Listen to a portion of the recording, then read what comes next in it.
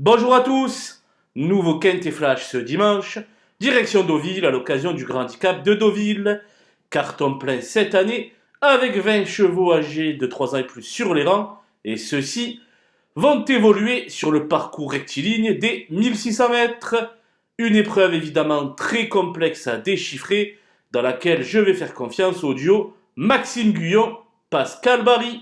Et on voit ça tout de suite avec mon analyse.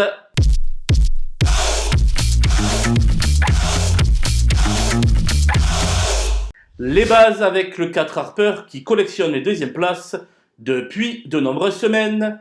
La victoire n'est donc plus très loin. Le 5 Half totalise 100% de réussite sur le podium en 3 essais dans les quintés. C'est un solide point d'appui ici. Le 10 Atacama vient de se classer 3e sur le tracé du jour. Une confirmation est logiquement attendue. Les opposants avec le 13 Opalus Road qui n'a pas eu les coups des franches lors de sa dernière tentative. Il est à reprendre absolument. L'expérimenté We Rise the World, le numéro 9, va disputer la 85e course de sa carrière. Malheureux en dernier lieu à Vichy, mieux vaut le racheter.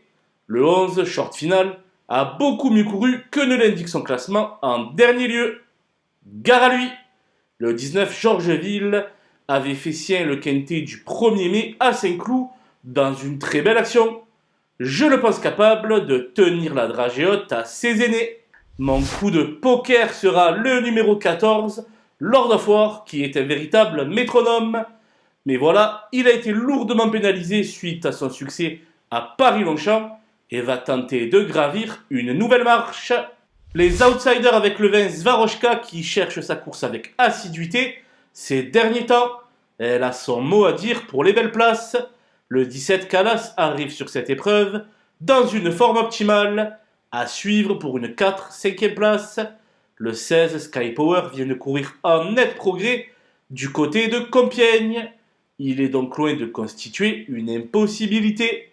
Le 15 étatique est bien connu dans ce genre de tournoi où il compte quelques bons résultats. Il est à glisser dans un chat réduit. Le 2 National Service est pris à une valeur plus haute que lors de son dernier handicap l'an passé. Pas évident à première vue.